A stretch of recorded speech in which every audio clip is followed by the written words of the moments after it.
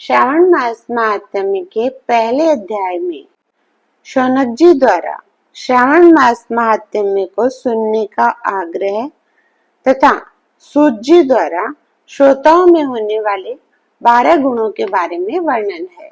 श्रावण मास महात्म्य के दूसरे अध्याय में भगवान शंकर जी द्वारा सनत कुमार जी को श्रावण मास के धर्म पालन के बारे में बताया गया है तथा सप्ताह के 7 दिनों के अनुसार होने वाले व्रतों के बारे में बताया है और तिथियों के अनुसार होने वाले व्रतों के बारे में बताया गया है।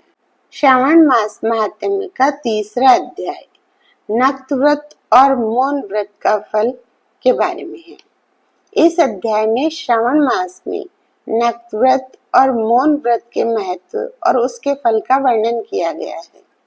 जो लोग श्रावण मास में नक्त व्रत करते हैं उन्हें पूरे वर्ष नक्त व्रत का फल मिलता है। इसके अतिरिक्त जो लोग दिन रात दिन में या केवल भोजन के समय मौन व्रत धारण करते हैं वे महान वक्ता बन जाते हैं और सभी शास्त्रों में कुशल हो जाते हैं। मौन व्रत धारण करने वाले का किसी से कलह नहीं होता। कर्पूर गौरम करुणावतारम संसार सारम भुजगेन्द्रहारम सदा वसंतम हृदयारविंदे भवं भवानी सहितं नमामि भवं भवानी सहितं नमामि। श्रावण मास महात्म्य तीसरा अध्याय नक्त व्रत। सनत कुमार भगवान शंकर जी से बोले, आपने व्रत समुदाय का उद्देश्य बताया, परंतु मेरी जिज्ञासा शांत नहीं हुई है। आप विस्तार पूर्वक इन व्रतों को बताने की कृपा करें। आप खोलकर मुझे समझाएं, जिसे सुनकर मैं कृतकृत्य हो जाऊं।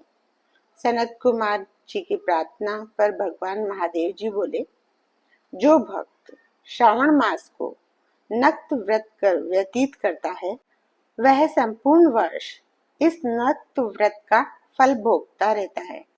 दिन की समाप्ति से 3 घड़ी पहले रात्रि भोजन को नक्त व्रत कहा जाता है। नक्त व्रत भोजन में सूर्यास्त से 3 घंटे पहले के समय को छोड़कर शेष समय लिया जाता है।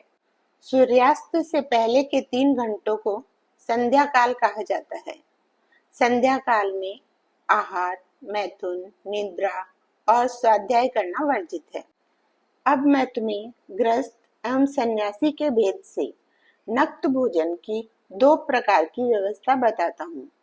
ध्यान पूर्वक सुनो। जब सूर्यदेव के मंद होने पर अपने शरीर की छाया दुगुनी हो जाए, उस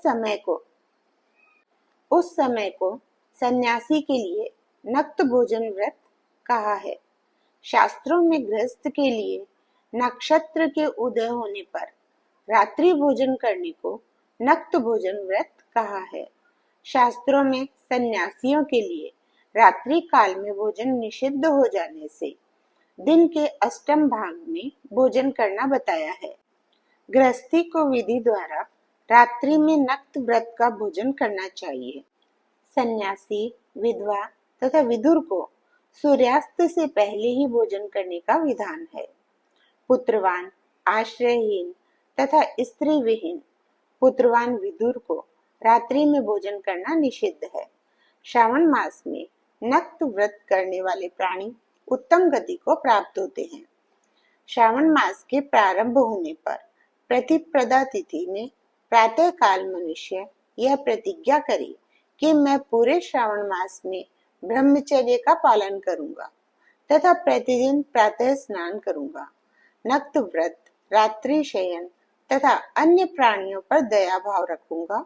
वह यह भी संकल्प करे कि यदि मैं इस व्रत के प्रारंभ होने के बाद और इस व्रत के समाप्ति से पूर्व मर जाऊं तो हे भगवान, उस स्थिति में आपके प्रसाद से मेरा व्रत परिपूर्ण हो जाए। नक्त व्रत करता हुआ प्राणी मुझे अति प्रिय हो जाता है ब्राह्मण द्वारा या स्वयं रुद्र का 1 मास तक जो अभिषेक करता है उस पर मेरी सदैव कृपा दृष्टि रहती है, क्योंकि मुझे जलधारा अति प्रिय है। श्रावण मास में जो प्राणी अधिक स्वादिष्ट भोजन या उपयोगी वस्तु ब्राह्मण को देता है वह मुझे बहुत प्रिय है। हे सनत कुमार, अब मुझसे उत्तम लक्ष्य पूजा विधि को ध्यान पूर्वक सुनो। लक्ष्मी की इच्छा प्राप्ति वाला मनुष्य बिल्व पत्रों से, शांति की कामना करने वाला मनुष्य दुर्वाओं से तथा आयु की इच्छा वाला मनुष्य चंपा के फूलों से भगवान श्री हरि की पूजा अर्चना करे। विद्या की इच्छा रखने वाला व्यक्ति मल्लिका तथा चमेली के फूलों से पूजा अर्चना करे। तुलसी दल से भगवान श्री हरि और मैं स्वयं प्रसन्न होते हैं। पुत्र की कामना रखने वाला व्यक्ति कटेरी के फूलों से पूजा अर्चना करे। जिसे बुरे बुरे स्वप्न दिखाई देते हो वह उनके नाश के लिए उत्तम धान्य से पूजा अर्चना करे। देव के सम्मुख रंगवल्ली, पद्म, स्वास्तिक और चक्र आदि बनाकर भगवान विभु की पूजा अर्चना करे। संपूर्ण कामनाओं की पूर्ति के लिए सब पुष्पों से मनुष्य को पूजा अर्चना करनी चाहिए। लक्ष्मी पूजा करने से मैं भगवान शिव जी सदा प्रसन्न रहता हूँ। अंत में उद्यापन करना चाहिए। उद्यापन के लिए मंडप बनवाकर उसके तीसरे भाग में वेदी बनानी चाहिए। पुण्य वाचन कर आचार्य का वरण करना चाहिए। मंडप में बैठकर रात्रि जागरण कर वेद पाठ कराना चाहिए। वेदी पर उत्तम चतुर्लिंग तो भद्र बनाकर उसके मध्य भाग में चावलों से सुंदर कैलाश का निर्माण करना चाहिए। उस वेदी में यथास्थान तांबे का कलश स्थापित करना चाहिए। उसमें पंच पल्लव तथा सूक्ष्म वस्त्र रखने चाहिए। उसमें भगवान शंकर की स्वर्ण की मूर्ति को पंचामृत से स्नान कराकर स्थापित कर अर्चना करें। नैवेद्य युक्त धूप दीप, गीत वाद्य नृत्य तथा वेद शास्त्र पुराण द्वारा रात में जागरण करना चाहिए तथा प्रातः काल होने पर स्नान करना चाहिए। पवित्र शास्त्रोक्त विधान से वेदी बनानी चाहिए। तिल, घी, पायस, मूल मंत्र, गायत्री, शिव सहस्त्र नाम से हवन करना चाहिए। जिस मंत्र से पूजन किया है उसी मंत्र से हवन करना चाहिए। खांड, घी, चावल से हवन करना चाहिए। हवन समाप्ति पर पूर्णाहुति देनी चाहिए। प्रातः वस्त्र, अलंकार, आभूषण से आचार्य का अर्चन करना चाहिए। ब्राह्मणों का पूजन कर उन्हें दक्षिणा देनी चाहिए। जिन मंत्रों से भगवान शिव जी की लक्ष्य पूजा की है उन चीजों को दान करना होता है। स्वर्ण निर्मित भगवान शंकर जी की मूर्ति का अर्चन करें। यदि 1 महीने तक दीप जलाया हो तो उसको दान में देना चाहिए। संपूर्ण इच्छाओं की सिद्धि हेतु स्वर्ण की बत्ती, चांदी का निर्मित दीप बनवाकर उसमें गौ का घी भरकर दान देना चाहिए। ब्राह्मणों को भोजन कराकर दक्षिणा दे। इस प्रकार जो मेरी अर्चना करता है मैं उस पर सदैव प्रसन्न रहता हूँ। जो मनुष्य श्रावण मास में अपनी प्यारी वस्तु का त्याग करता है और वह मुझे अर्पण की जाती है तो हे मुनि, उस फल को सुनो। इस लोक में तथा परलोक में वह वस्तु लाख गुना होकर मिलती है। निष्काम भाव से त्यागने पर उत्तम गति की प्राप्ति होती है। जो भक्त मेरा रुद्री पाठ करता है वह प्रति अक्षर करोड़ वर्ष तक रुद्र लोक में निवास करता है। पंचामृत के अभिषेक से मोक्ष की प्राप्ति होती है। श्रावण मास में धरती पर सोने वाले मनुष्यों को हाथी दांत से बनी हुई या चंदन निर्मित नवरत्न से जड़ी हुई मृदु गरुड़ चिन्ह वाली रुई से भरी कपड़े की रजाई और तकिए से संपन्न शैया प्राप्त होती है। वह शैया उसे सुंदर स्त्री अन्य रत्नों से विभूषित मिलती है।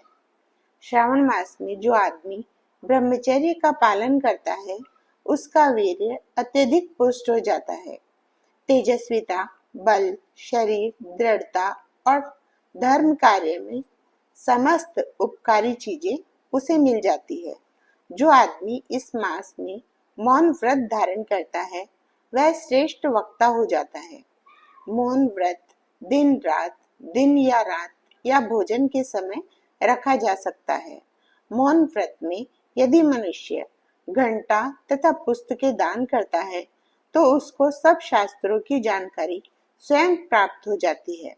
वह मौन व्रत के प्रभाव से बृहस्पति के समान बुद्धि वाला बन जाता है। मौन व्रत करने वाले मनुष्य को किसी से कलह नहीं होती। श्री शिवाय नमस्तुभ्यम। श्री शिवाय नमस्तुभ्यम।